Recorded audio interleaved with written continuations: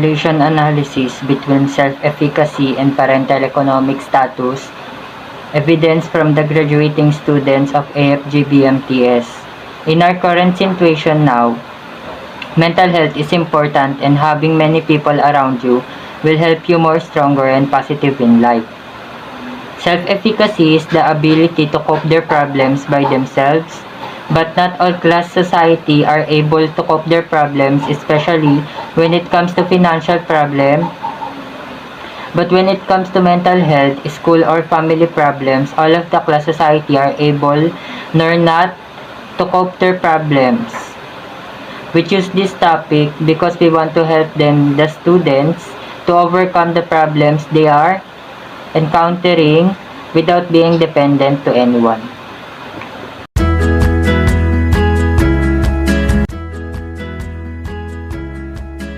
Main research question: how can parental economic status affect the self-efficacy of the student at AFGB-MTS?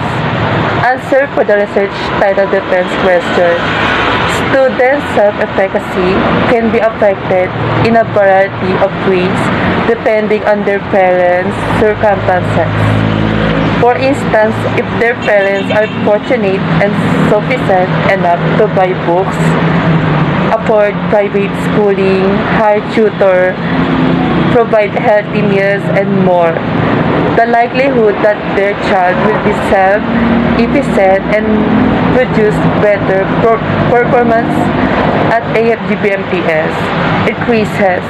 When students' parents are underprivileged, however, there is a lower possibility of their children being highly productive because there are no triggering events that will encourage them to be self-sufficient in their activities.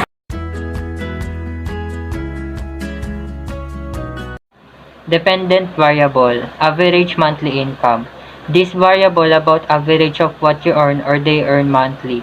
Money is important, but mostly important is the income they earn because it can be used to buy their needs in the house. How it connects in our research title. Money is important especially to the low class society because they are not able enough to cope their problems if they don't have money. Especially when it comes to financial and the schoolworks and projects, sometimes it needs money to buy materials. Variables: level of self-efficacy of graduating senior high students. Nowadays, people are affected by pandemic and lots of people became jobless. Some students cannot afford for their self-efficacy due to their economic status, while others are privileged enough to buy what they can afford.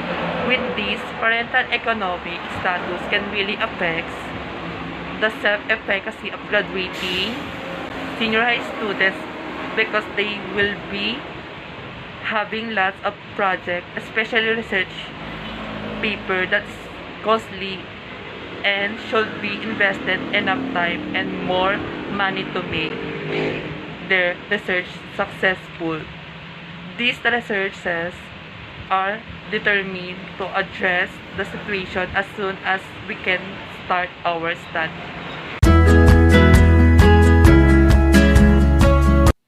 Pressure to do well in everything we do. Most of students are struggling in this current system, and most of them are pressured to do well even though we are in the midst of pandemic, which is difficult for them because it may affect their mental health and cause anxiety.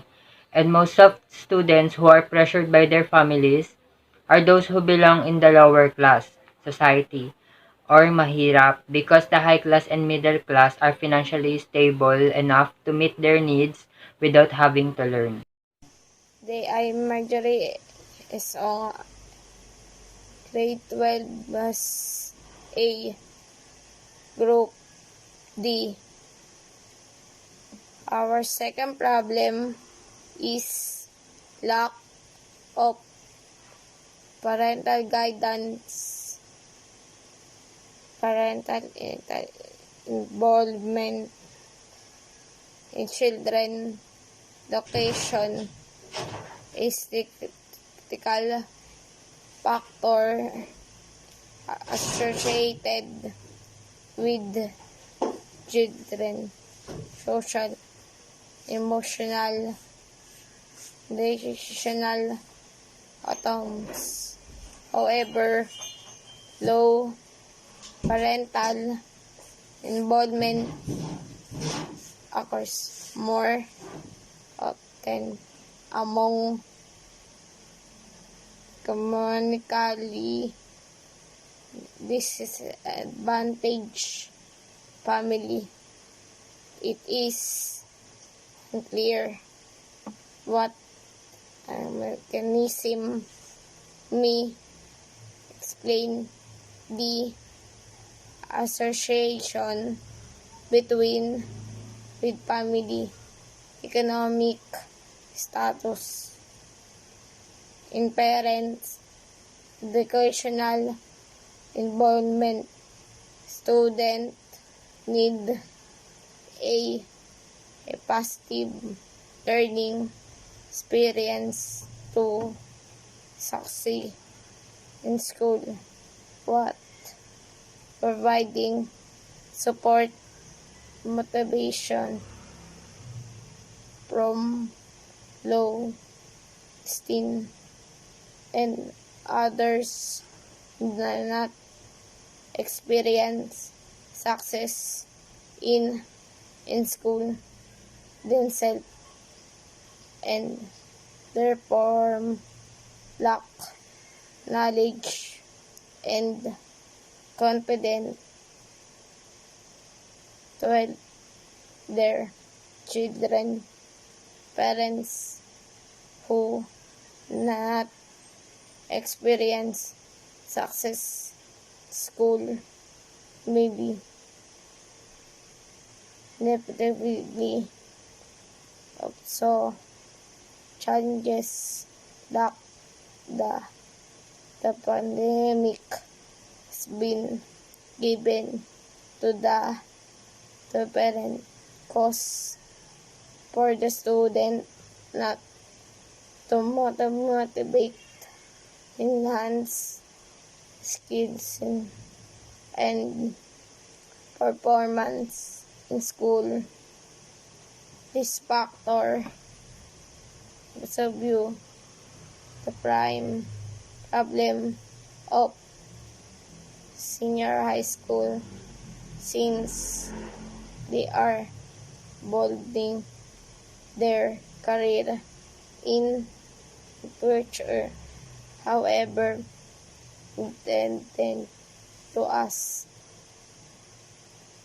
quality instruction increasing demand of the family and the support region student and beyond school the building.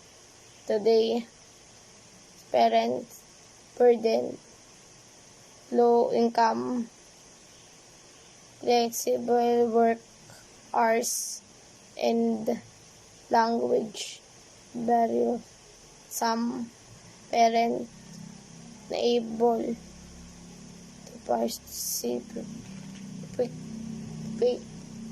in school activity. Children homeschooling are regular basic. Many parents suffer of some difficulties of children emotion. Some of problem intend to say on their friends, classmates, or on social media. Research show how children literacy improve their children both schools parents also born regardless parent level education achievement according to Arpatia 2010. Why is it relevant to this current time? The correlation analysis between self-efficacy and parental economic status, evidence from graduating senior high school students of AFGB and PS is relevant in our current situation, which is the pandemic caused by the coronavirus. The students need to study at home with the guide of their parents or guardians. However, some students are struggling to study because no one teaching them but themselves, and because their guardians or parents both have work to meet their family expenses, and some students can't attend an online class because they don't have the gadget that needed for online classes.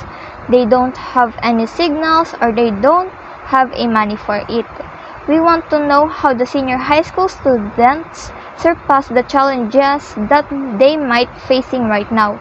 We're also interested to know if they were also facing stress, anxiety, and depression in this time of pandemic, and how they overcome it by themselves or with the help of their families. Who are the respondents? The respondents of this research is the grade 12 students from AFGBMPS. Who will benefit from the study? The one who will benefit from our research is the students, teachers, and parents.